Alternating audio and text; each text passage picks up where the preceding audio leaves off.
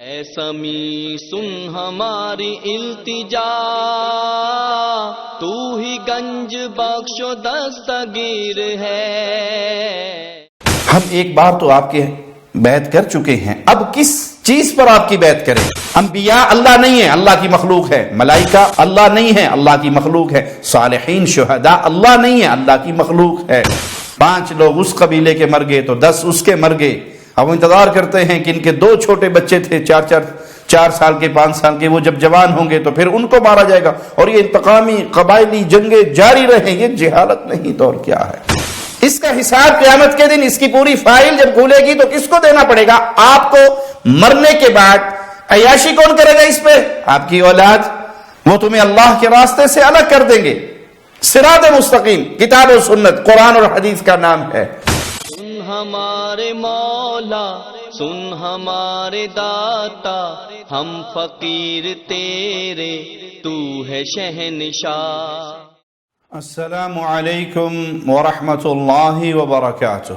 ان الحمد للہ نحمده ونستعینه ونستغفره ونعوذ باللہ من شرور انفسنا ومن سیئات اعمالنا، من يهده الله فلا مضل له ومن يضلل فلا هادي له، اشهد ان لا اله الا الله وحده لا شريك له واشهد ان محمدا عبده ورسوله، اما بعد۔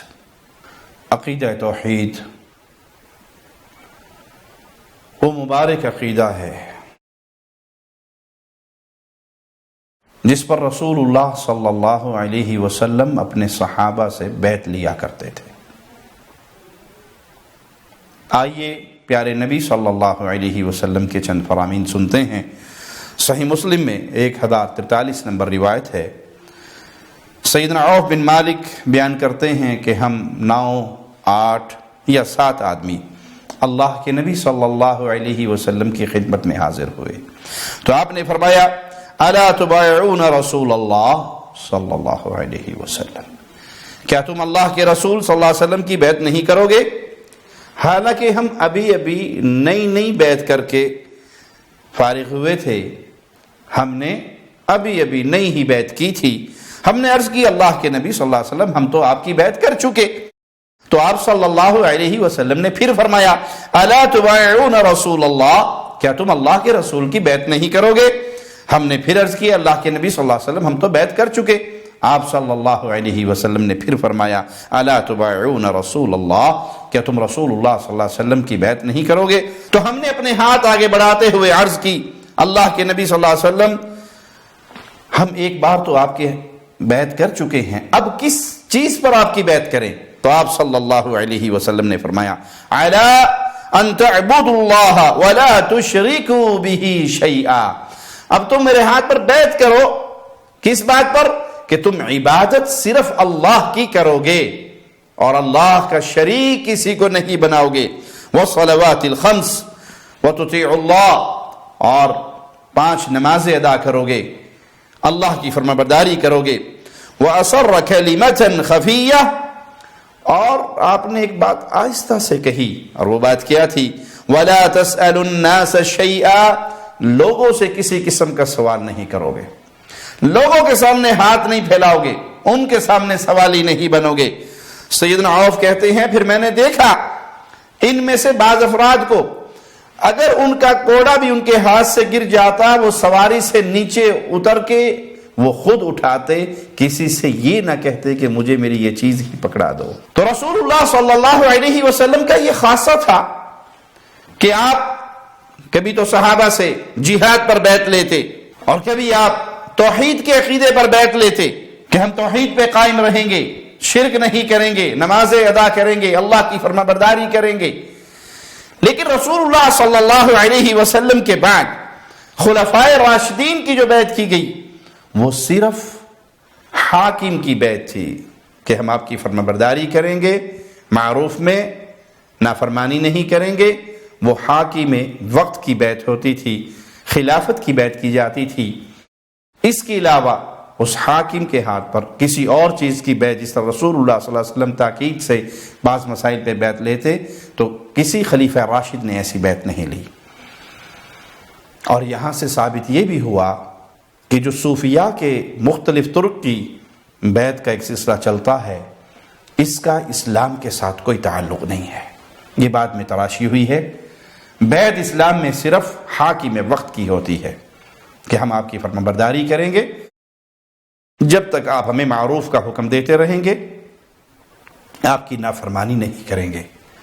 حاکم وقت کے علاوہ یہ مختلف سلسلوں کی بیعت، یہ مختلف پیری فقیری اور مریدی کی بیعت، یہ کھانے پینے کے ڈھونگ ہیں جو لوگوں نے تراشے ہوئے ہیں، اس کا رسول اللہ صلی اللہ علیہ وسلم اور آپ کے پیارے صحابہ اور ان کے فہم سے کوئی تعلق نہیں ہے۔ سیدہ عائشہ رضی اللہ تعالی عنہا فرماتی ہیں کہ رسول اللہ صلی اللہ علیہ وسلم قرآن حکیم کی اس آیت کے اترنے کے بعد جو عورتیں ہجرت کر کے مدینہ آتی تھی ان سے بیعت لیا کرتے تھے، اور وہ آیت، وہ ارشاد باری تعالیٰ یہ ہے، یا ایھا النبی اذا جاءك المؤمنات يبايعنك على الا يشركن بالله شيئا ولا يسرقن ولا يزنين ولا يقتلن اولادهن ولا يأتين ببهتان يفترينه بين ايديهن وارجلهن ولا يعصينك في معروف فبايعهن واستغفر لهن الله ان الله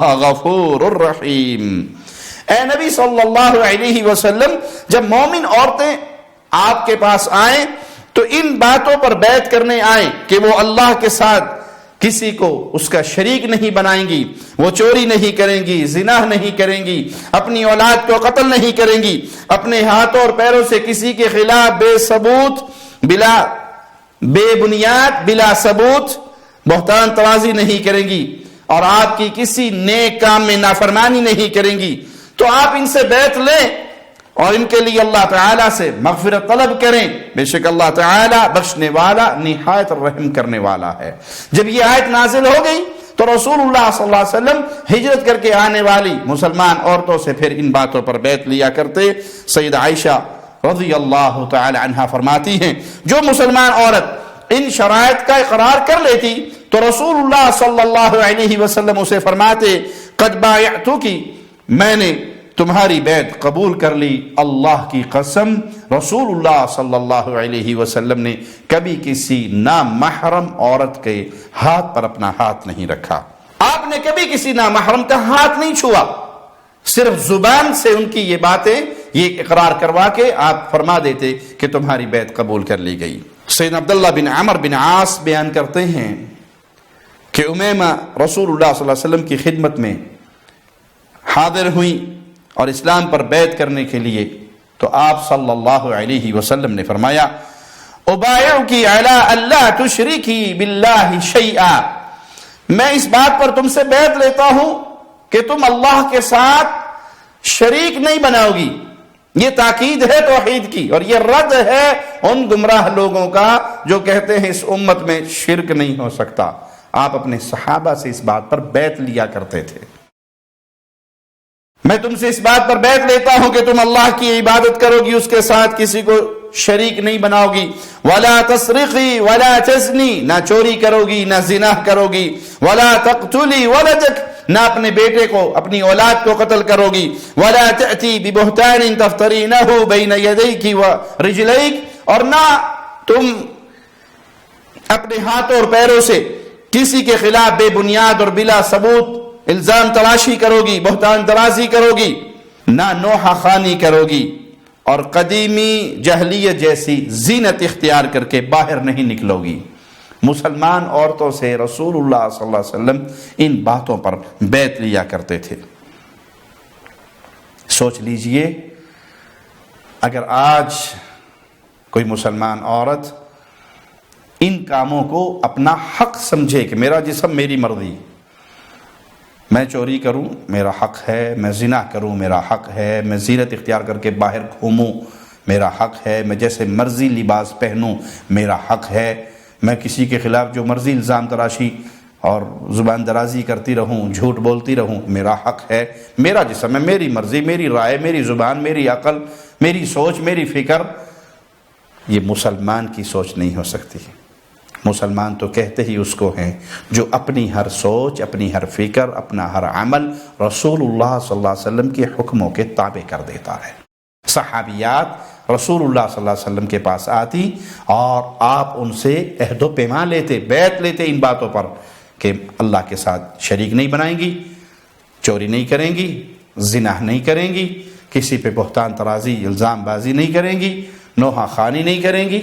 ان باتوں پر آپ کے سامنے آ کے اقرار کرتی. یہ ہے مسلمان عورت کی زندگی، یہ ہے مسلمان عورت دنیا میں زندگی گزارنے کے طریقہ کار، اعمال جو خود رسول اللہ صلی اللہ علیہ وسلم سے سیکھتی. سیدنا عبادہ بن صامت رضی اللہ عنہ بیان کرتے ہیں کہ رسول اللہ صلی اللہ علیہ وسلم نے پوچھا من یبایعنی علی هذه الآیات، کون ہے جو قرآن حکیم کی ان آیات پر بیعت کرے مجھ سے؟ تو پھر سورۃ انعام کی 3 آیات کی آپ نے تلاوت فرمائی. قل تعالوا اتل ما حرم ربکم علیکم، آؤ تمہیں میں پڑھ کر سناؤں تمہارے رب نے تم پہ کس چیز کو حرام کیا. اللہ تشرکوا بہ شیئا، اللہ نے جو چیزیں حرام کی ہیں اے اہل ایمان، ان میں سب سے پہلی چیز کہ تم اس کا شریک بناؤ، اللہ نے یہ حرام کر دیا. شرک کرنا حرام ہے. اللہ کی ذات و صفات و عبادت میں کسی اور کو حصے دار بنانا حرام ہے. زبان سے کوئی نہیں کہتا کہ میں 2 الہوں پر ایمان رکھتا ہوں، اللہ کو بھی الہ مانتا ہوں اور میرا کوئی اور بھی الہ ہے. نہیں، کوئی نہیں کہتا. وہ اعمال ایسے کرتا ہے جو اعمال شرک کہلاتے ہیں. پکارنا عبادت ہے اللہ کی. الدعاء هو العبادہ، پکارنا ہی تو عبادت ہے. جب آپ یا اللہ مدد کہو گے تو آپ نے اللہ کو پکارا، اللہ کی عبادت کی. جب آپ نے یا علی مدد کہا تو آپ نے علی کو پکارا اور علی کی عبادت کی. رضی اللہ عنہ وارضاہ. سجدہ عبادت ہے، اللہ کے لیے کرو گے تو آپ نے اللہ کی عبادت کی. کسی پیر کی قبر پہ کرو گے تو آپ نے پیر کی عبادت کی. مال کی نذر عبادت ہے، اللہ کے نام پہ مال خرچ ہوگا. جب آپ نے غیر اللہ کے نام پہ خرچ کیا، کسی پیر بابا حضرت کو راضی کرنے کے لیے اس کے نام پر ذبح کیا، یہ ذبح عبادت تھی. یہ خون بہانا عبادت تھا. آپ نے غیر اللہ کے لیے کیا تو آپ نے اس غیر اللہ کی عبادت کی. یہاں پر کوئی یہ جھوٹا دھوکہ نہ دے. غیر اللہ سے مراد تو اللہ کے غیر ہیں، اولیاء تو اللہ کے اپنے ہیں. غیر اللہ سے مراد وہ ہر چیز جو اللہ نہیں ہے. اللہ ایک ہی ہے. انبیاء اللہ نہیں ہے، اللہ کی مخلوق ہے. ملائکہ اللہ نہیں ہے، اللہ کی مخلوق ہے. صالحین شہداء اللہ نہیں ہے، اللہ کی مخلوق ہے. تو اللہ وحدہ لا شریک ہے. غیر اللہ، اللہ کے علاوہ جو چیزیں ہیں وہ غیر اللہ ہے. اس میں انسان بھی ہیں، حیوان بھی ہیں، جن بھی ہیں، اللہ کے پیارے بھی ہیں. سب اللہ کا غیر ہے. یہاں وہ اپنے اور غیر کی پنجابی والی مثال نہیں ہے. یہاں غیر اللہ سے مراد اللہ کے ما سوا. تو عبادت اللہ کا حق ہے، غیر اللہ کا حق نہیں. اگر آپ نے وہ عبادت والا ماجرا جو اللہ کے ساتھ کرتے ہیں غیر اللہ کے ساتھ کیا تو آپ نے غیر اللہ کی عبادت کی. وَبِالْوَالِدَيْنِ إِحْسَانًا، اللہ کے نبی صلی اللہ علیہ وسلم نے بیعت لی اپنے صحابہ سے. کون ہے جو ان آیات پر مجھ سے بیعت لے کہ ہم اپنے ماں باپ کے ساتھ احسان کریں گے، نیکی کریں گے، اچھا سلوک کریں گے. ماں باپ کو بڑھاپے میں اپنے گھروں سے نکال دینے والے مسلمان، اولڈ ہاؤس میں پھینکانے والے مسلمان، اپنا ہاتھ رحمت والا ان سے کھینچ لینے والے مسلمان. اللہ نے اپنے حق کے بعد دوسرا حق ماں باپ کے ساتھ احسان کا رکھا. اللہ کے ساتھ شریک نہ بناؤ. وَبِالْوَالِدَيْنِ إِحْسَانًا، ماں باپ کے ساتھ احسان کرو، نیکی کرو. نیکی یہ ہے کہ آپ ماں باپ کی خدمت ایسے کریں کہ آپ جانتے ہیں ابو کی ڈیمانڈ کیا ہے، امی کی ڈیمانڈ کیا ہے، وہ کیا چاہتے ہیں، ان کے کہے بغیر آپ وہ کام کر دیں. یہ آپ ماں باپ کے ساتھ نیک سلوک کر رہے ہیں. انہوں نے آپ کو حکم دیا اور آپ نے حکم کی تعمیل کی تو آپ اپنا فرض ادا کر رہے ہیں. ماں باپ کا حکم ماننا فرض ہے، سوائے یہ کہ وہ اسلام کے خلاف کوئی بات کہیں. اگر وہ کہیں تو پھر اللہ کے علاوہ کسی اور کی ایسی فرمانبرداری نہیں ہو سکتی. یعنی کسی کی بات جب اسلام سے ٹکرا جائے، اللہ کو ناراض کر کے مخلوق میں سے کسی کو راضی نہیں کیا جا سکتا.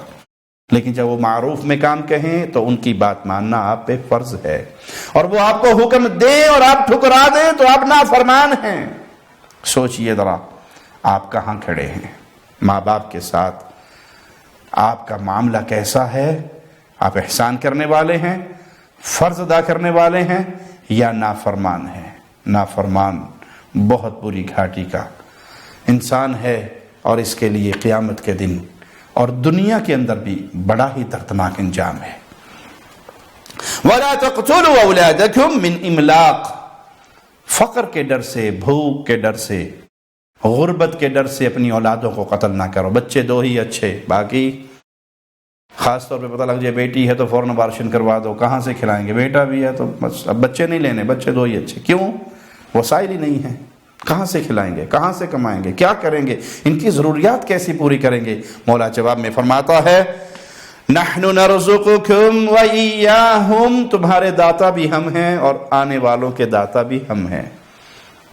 تمہیں بھی رزق ہم دیتے ہیں، ان کو بھی رزق ہم دیں گے.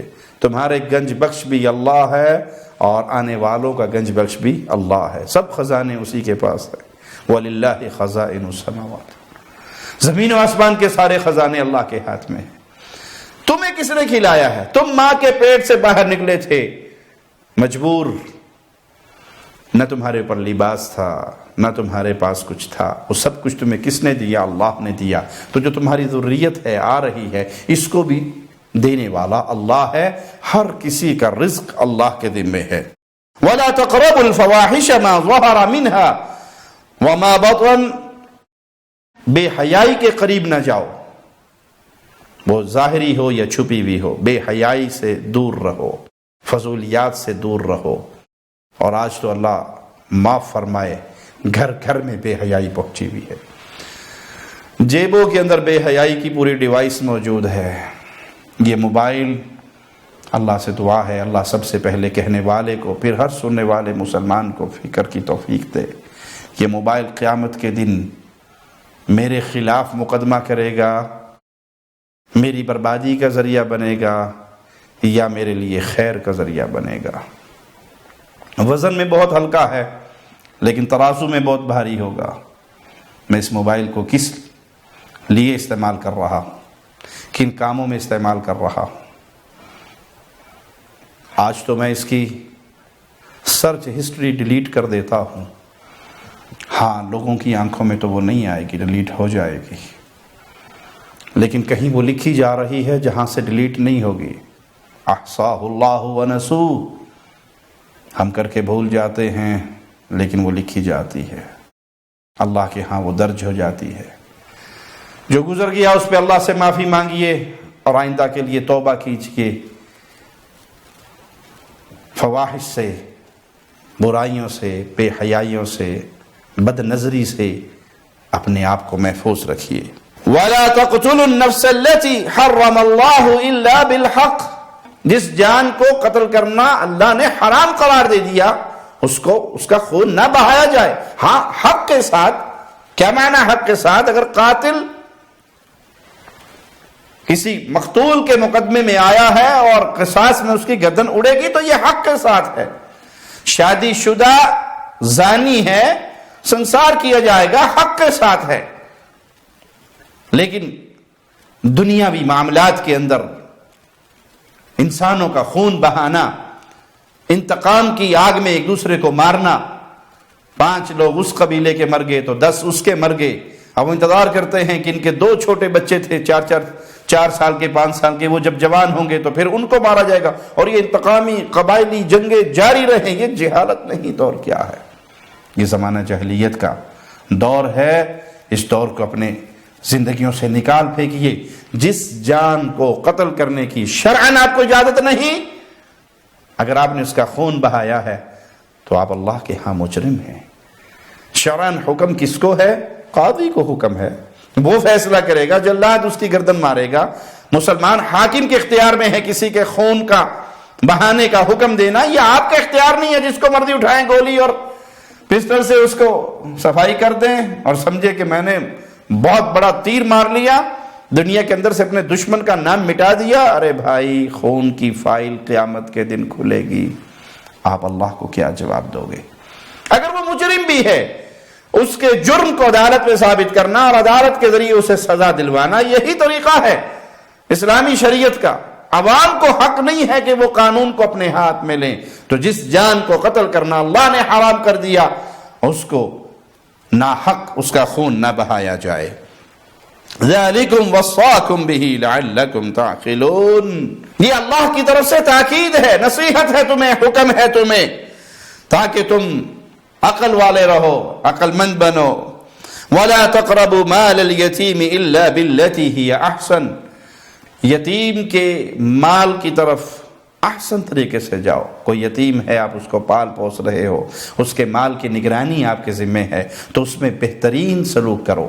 اگر آپ غنی ہیں تو پھر اس میں سے کچھ نہ لو اور اس کی حفاظت کرو، جب وہ بالغ ہو جائے، شعور کی عمر کو پہنچ جائے تو اس کے حوالے کر دو۔ اگر آپ فقیر ہو اور آپ یہی کام کر رہے ہو تو اپنا معروف طریقے سے اس میں سے کچھ لے سکتے ہو۔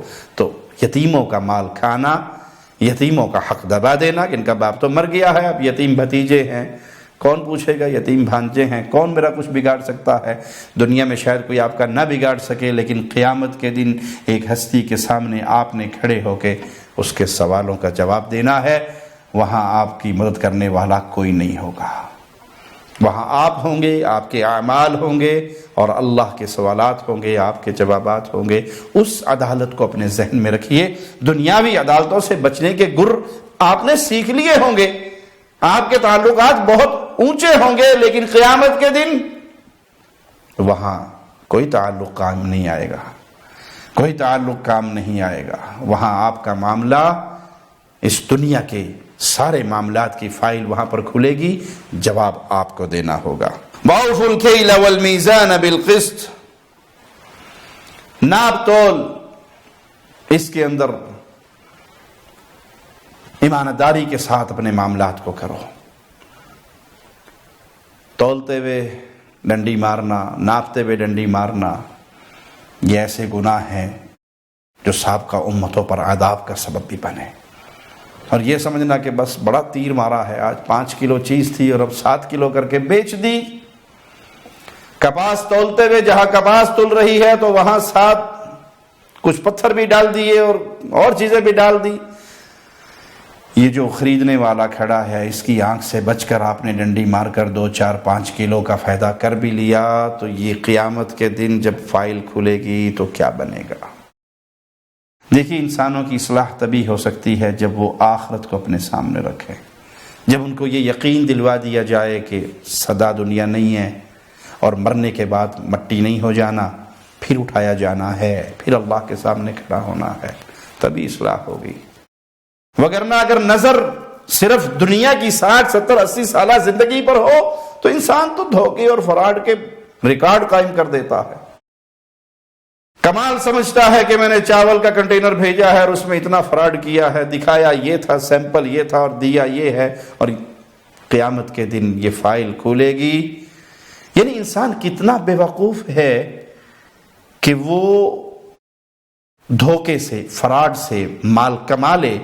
بھائی یہ مال کس کا ہے؟ مرتے ہی وراثت بن جائے گا، آپ کے پچھلوں کا ہے۔ مزے کون کرے گا؟ آپ کے پچھلے۔ حساب کون دے گا؟ آپ۔ بے وقوفی نہیں؟ آپ دھوکے فراڈ سے کروڑوں اکٹھے کر چکے ہیں،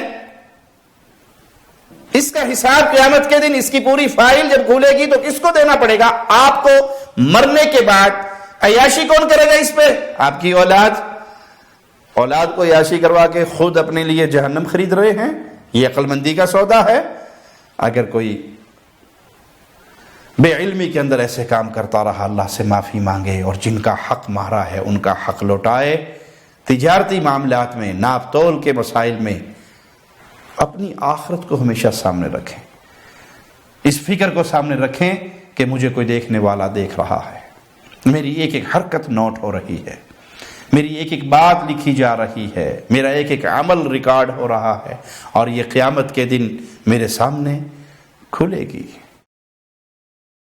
انسان کہے گا ما لی ھذا الکتاب لا یغادر صغیرۃ ولا کبیرۃ الا احصاها، یہ کیسی ڈائری ہے، یہ کیسی کتاب ہے، یہ کیسی رپورٹ ہے، نہ کچھ بھی نہیں چھوڑا، چھوٹی بڑی ہر چیز اس میں ریکارڈ ہے۔ یہ یقین آج کریں گے تو فائدہ ہوگا، اس وقت حسرت کے جملوں کے علاوہ ہمیں کچھ نہیں ملے گا۔ آج یقین کیجئے کہ یہ دن آنا ہے جس دن یہ سارے معاملات اللہ کے سامنے کھلنے ہیں۔